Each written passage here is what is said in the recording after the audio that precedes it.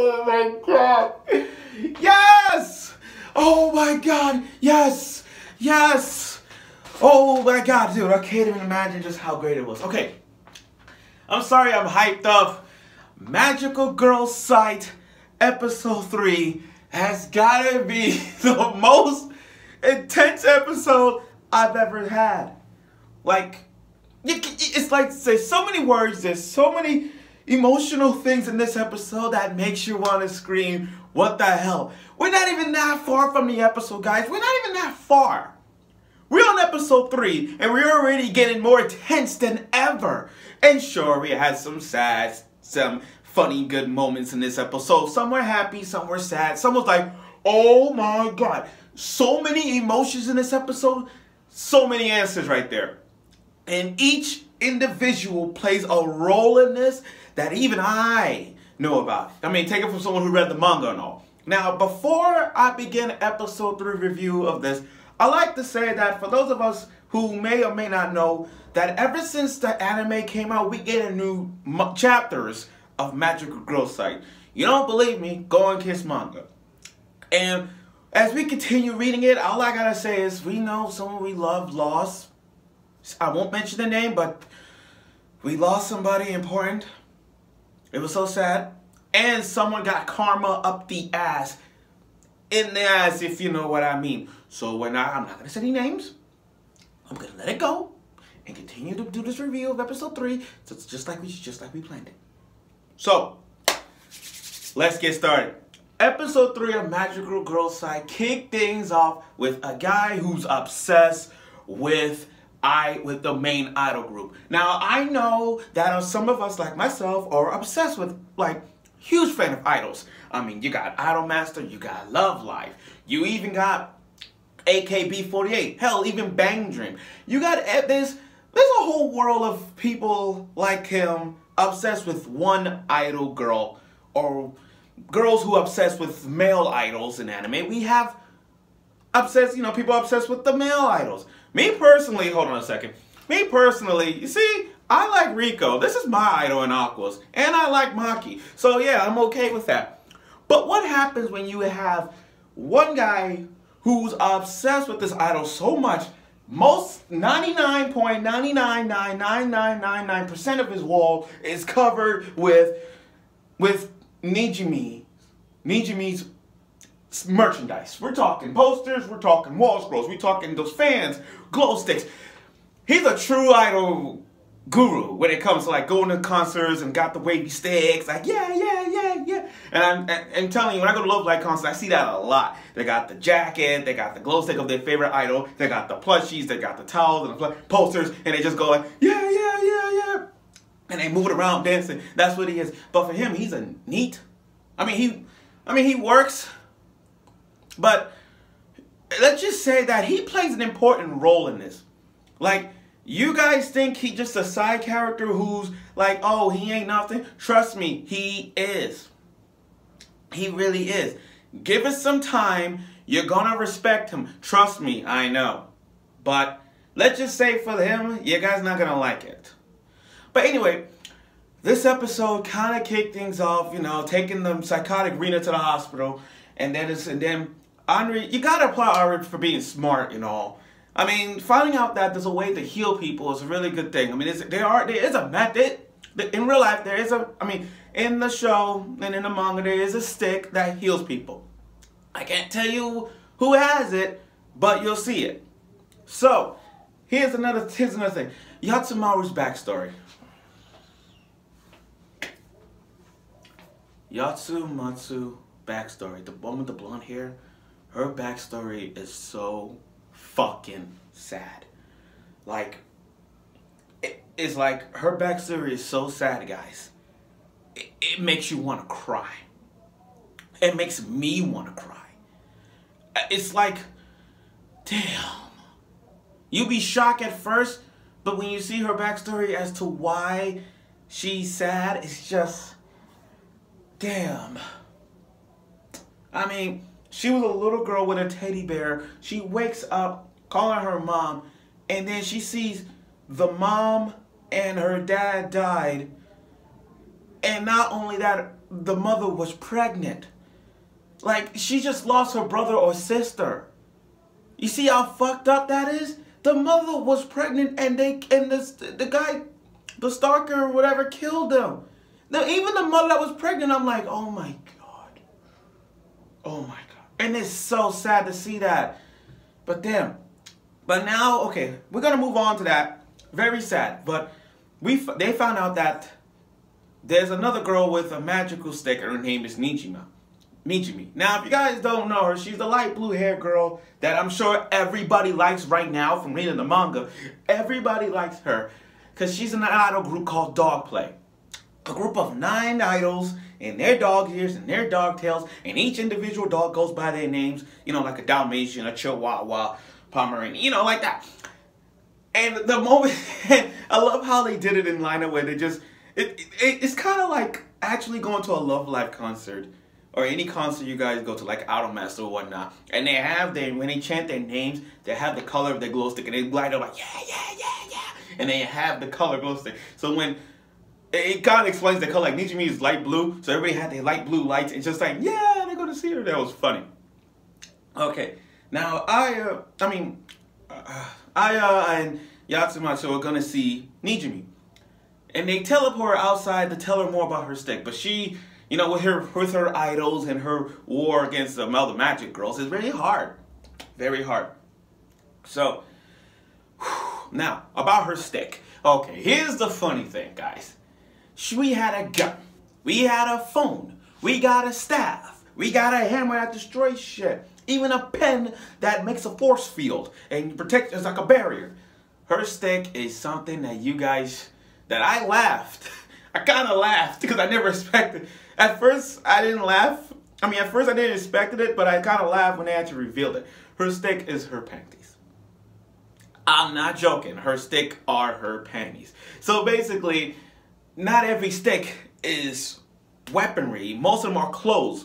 So that means oh, this shirt could be a magical stick. These jeans are a magical stick, or I don't know, a hat. You know, anything you wear could be a stick. So her panties are her fucking stick. With a heart-shaped there and angels on the side. That is a magical stick. And she got the best ability. Her best ability is to control people. She can tell you what to do. That's kind of a good weapon. I mean, literally. Like, you could, if you order that person to clean the tub out, they clean the tub out. If you want them to make the food, they make the food for you. That is the best slave control method ever. You know how Doriko animation, they use that mouthpiece on the SCN? That, her Nijimin's device, her penny stick that allows her to control everybody, that's a good ass ability to the core. I don't care. Like, okay, I understand stopping time and all, but this ability to, but her ability to control people, oh my God.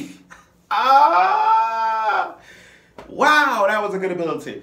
And then she mentioned about her past, about why, like, she had a friend one time and a karaoke, and then she comes back and her friend died. Literally, the head gushing, her friend died.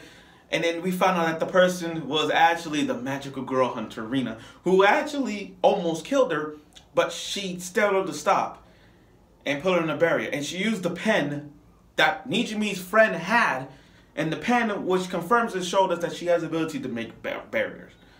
But Nijimin's face expressions says it all.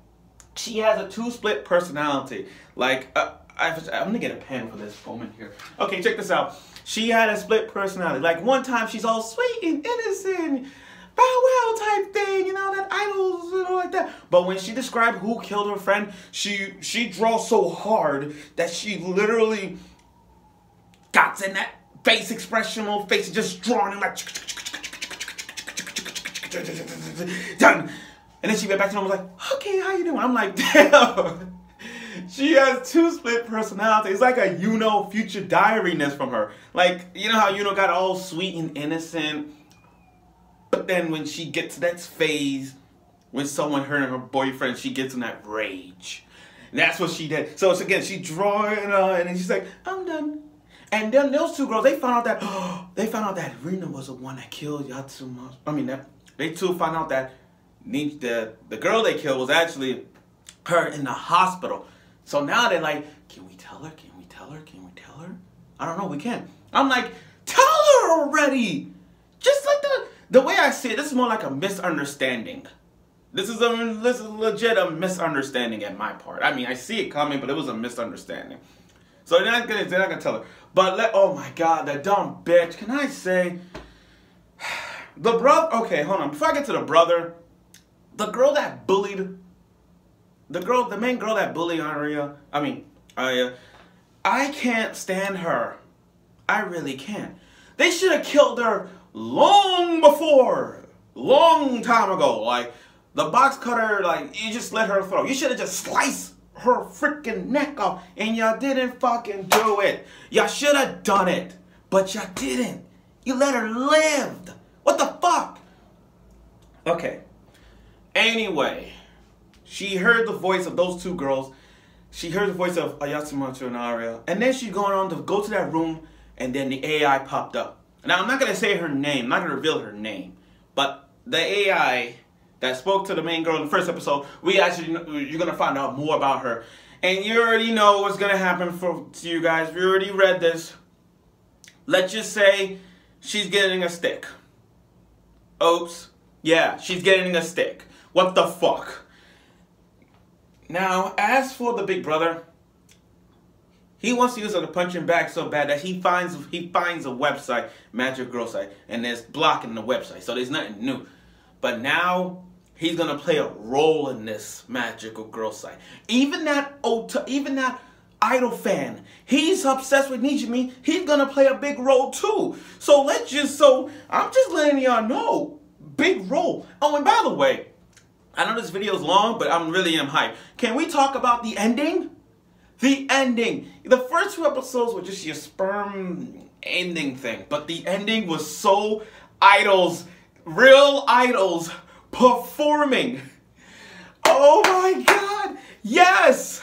I'm not joking. I thought I was going to skip the ending because it's just a sperm thing, but the ending was straight up good with the idols, real idols performing on stage. Performing on stage in the ending for us. And I'm thinking to myself, okay, please let this happen next week in the episode. Can we have that next week, please? Please, I'm begging you, make it happen. Because that was a good ending. And it was all for Nijimin's sake. Nijimin. I know it's sad. I can't be sad. I'm going to be sad as I read the manga of it, but you already know what happened. And some of y'all who doesn't read it, please read it. But Nijimin is best. I'm not saying she's best girl, but come on. This might change our minds to decide who's best girl right now of the show. So now next week, episode 4, when they said transfer student, you already know who's going into this. You already know who's going to be in the school. You already know who's going to be in the school. Period. Period. Think about it. Nijimin made friends with Yatsumatsu and Arya. That means you already know who's going to be the transfer student, and everybody else is going to be public enemy #1. So there's no safe whatsoever. But I'm done. But anyway, I know this video is long, but I can't help myself. This episode was really fun to watch. We're not even halfway through the episode, and we're already getting so much intense with this show. And I feel like they get into the episode where we're gonna introduce new characters and new AIs, which I'm not gonna mention. Well, I did mention it, but new AIs you're about to see, and new characters from the manga that you already know about and love, like the trap character and the other girl with the eye patch. You're gonna see a lot. Finally, I think they're gonna keep up. I think they're gonna build up. I get the feeling they will. But yeah, I know this. Like I said, I know this video long, but damn, this episode was intense. And I know I said an anime review of Magical Girl Site, but I'm gonna change this to OMG episode because this episode was, oh my God, great as it is. Funniness as it was, great characters. Get to see Nijimin and especially ending. Oh my God.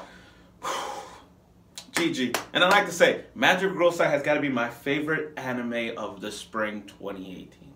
There is not much. We have some good, interesting spring animes, but this one takes the cake. Magical Girl Site, you're like my top 5 favorite. So, if you guys really want to know, read the manga or keep watching the anime. Either way, it's a win-win for us. So that's it. So, tune in next week.